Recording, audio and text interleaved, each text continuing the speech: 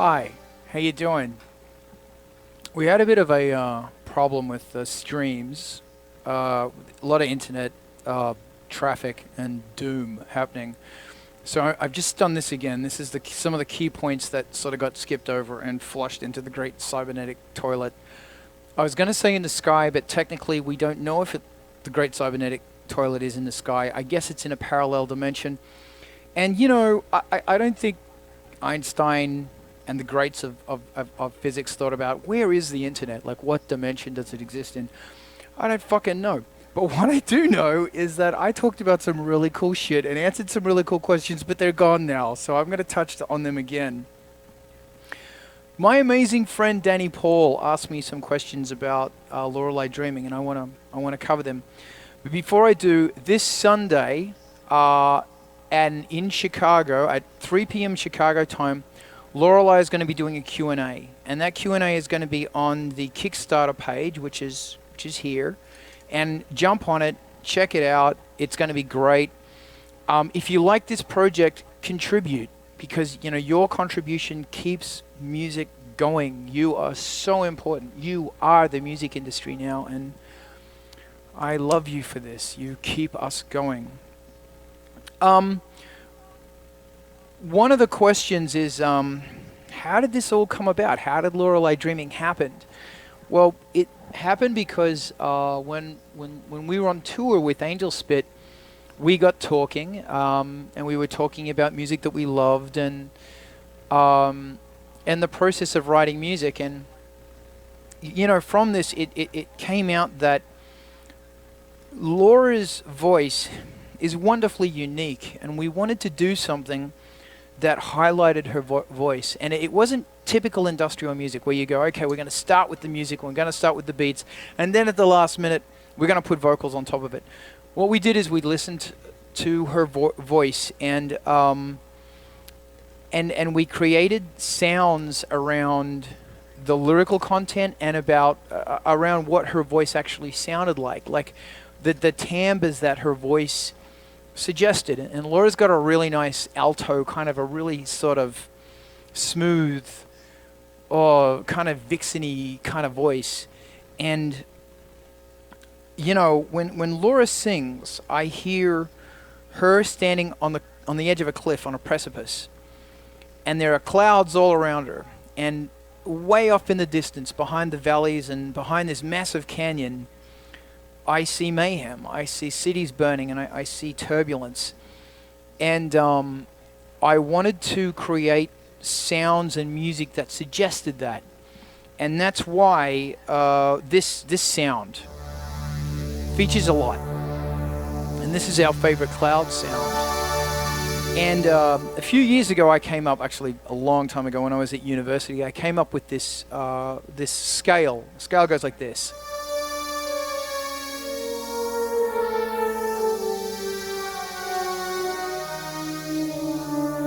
It's a really fun scale. It's very emotive because you can, you know, the two chords that fit really well over it is D major and G minor.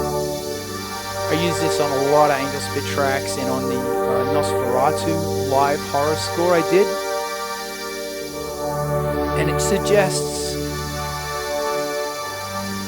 mystery with a touch of evil.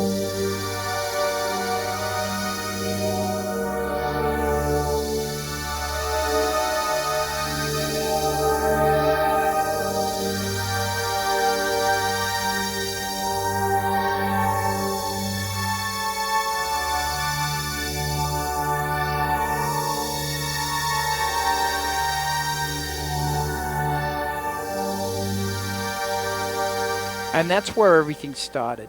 And we were on a car trip together, and we came up with the lyrics for Edge of the World. Laura's going to talk more about lyrics in her Q&A. I wanted to join her, but I'm going to be in LA on Sunday, so I won't be able to join since I'm doing this now. And in Edge of the World, it's a really visual song, and it talks about how you're on a boat, and that boat is floating through the galaxy. And it talks about the oars being dipped in nebula, as you're oaring through it, and it's got a really beautiful visualization to it, and that suggested music, and it suggested soundscapes. So another really important musical thing that happened with Lorelei, something that really shaped it was Gary Newman, and a lot of music from that period. And Gary Newman plays with a thing called a diminished fifth a lot. This is how he uses a diminished fifth. You might recognize this.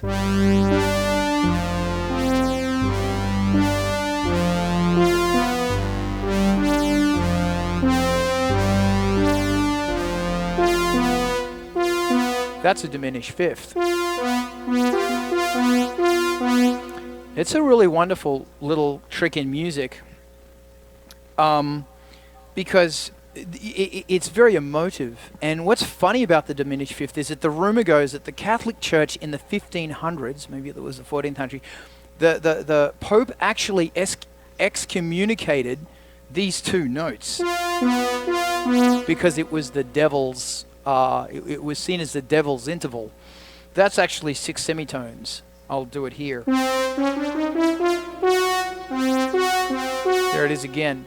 You might recognize some of this as every single Angelspit song ever written and every single industrial and metal song. Here's a prime example.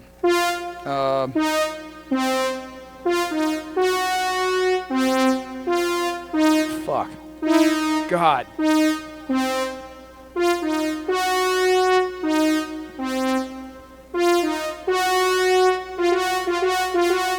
That's just one fix by Ministry. It sounds more like Van Halen's Jump right now, but that's your diminished fifth. And the really cool thing about the way Gary Newman used it, because it's such a wonderfully emotive, it's such a great thing to use, is that when he used it in his context, it became something of wonder.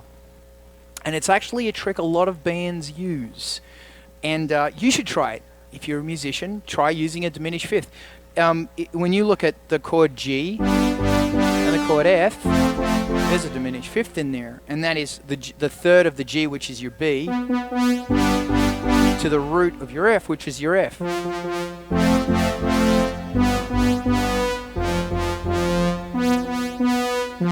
That's what Gary Newman used.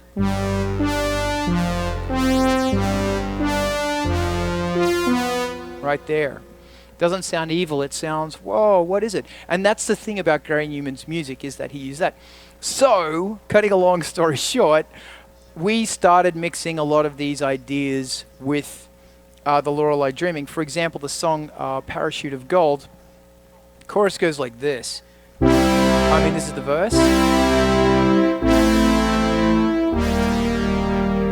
And that's got a diminished fifth in it.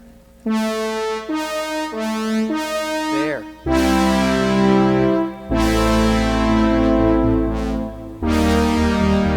That's what gives it its power. And you can really easily sing over that. If you sing the blues, it fits straight over the top of it. Then the chorus of it, I'll play the verse into the chorus. So that's going from C major, A flat minor, to E flat major. And then the chorus goes G major. Get the notes right. G major, flat major, C major. What's great about that chorus is it's got that chromatic movement here.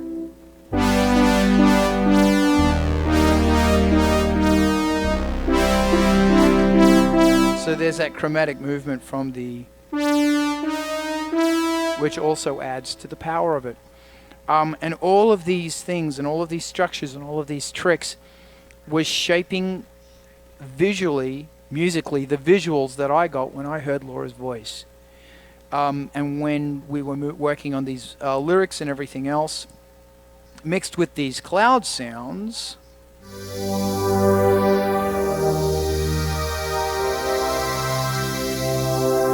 Bam. So you're starting to feel that magic of it. You can hear these songs in their entirety, or an excerpt of them. If you go on the Kickstarter page, there's the Lorelei Dreaming Kickstarter, which is down the bottom here, and it's also in the description of this. You can hear what's going on, and just pick up the CD. It's only like $10 for the digital download, and you're going to help us out, so we can keep working on a giant robot that will destroy humankind. Because hey man, we're into that sort of shit. Thank you, Danny, for these awesome questions. Then there was another question, which I am checking right now. The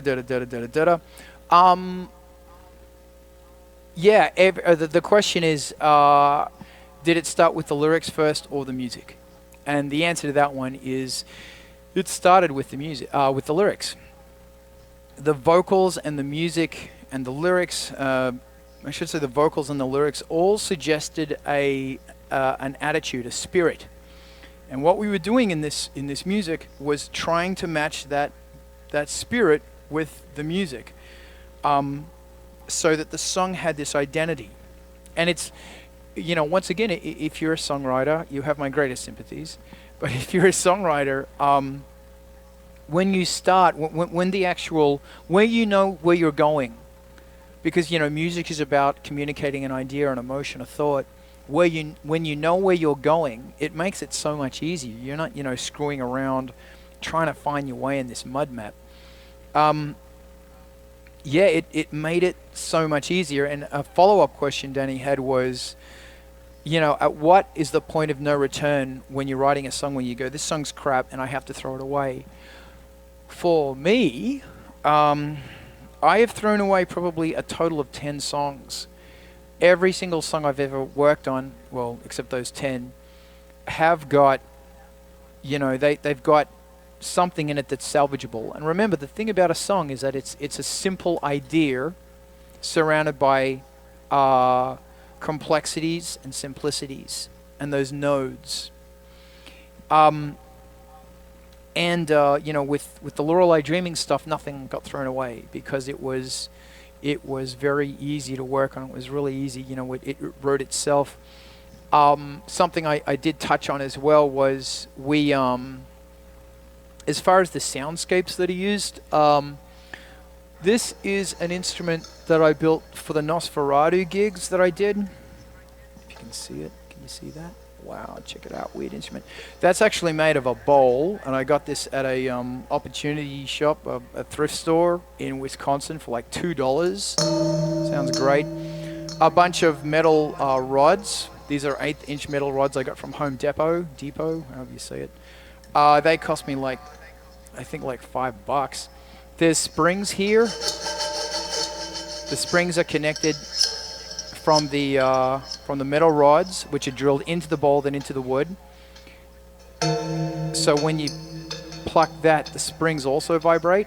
So you've got the resonance of this rod with the resonance and the reverberation from the spring with the resonance of the bowl.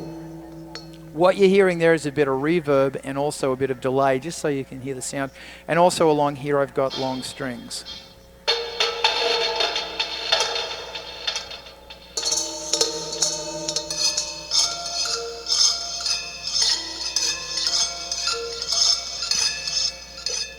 And that is, that made it into a lot of tracks. My hobby is making weird instruments because they will pull sonic things that add to the music. Like, if I go back here and I'm gonna play those two chords there. This is going from G major happy to F major happy. And remember, that was also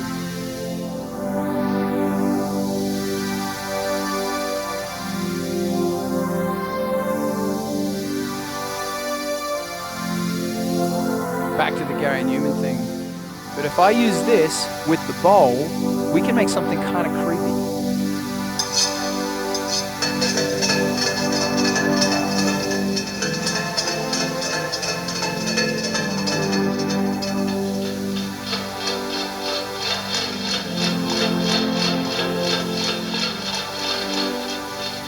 So, using all of this stuff, you can create a cloud, because remember, the thing about Lorelei Dreaming, it's all about those clouds.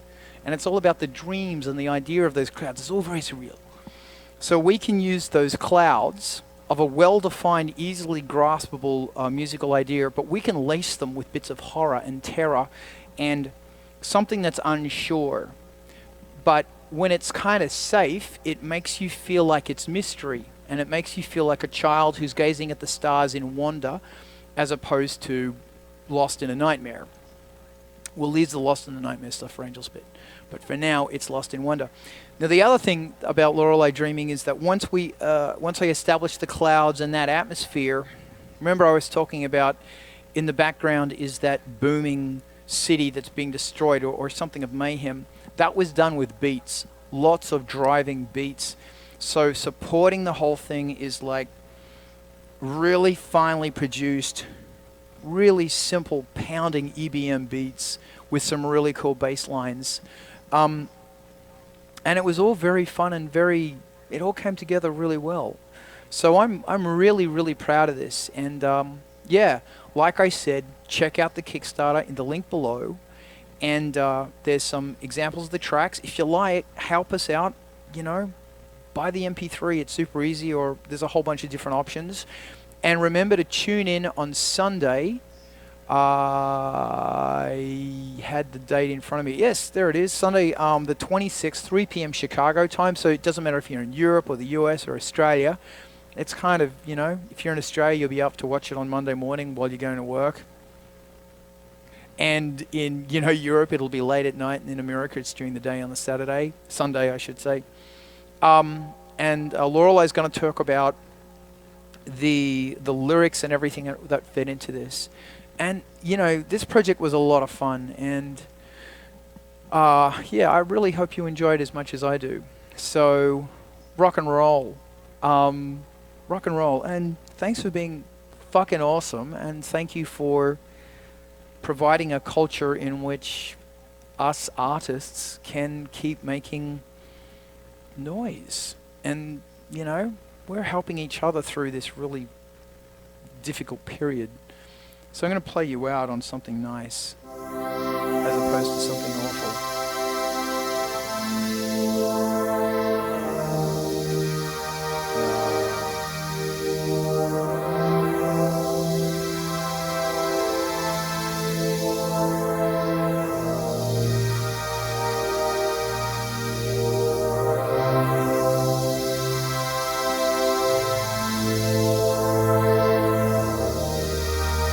This is from the song Parachute in Gold.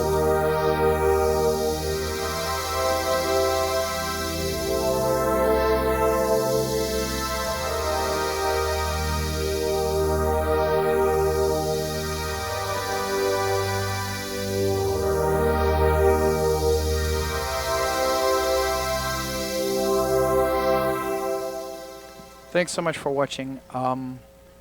Whatever you do, do it with rock and ambition and power and gristle. I don't know what that means, just do it with gristle.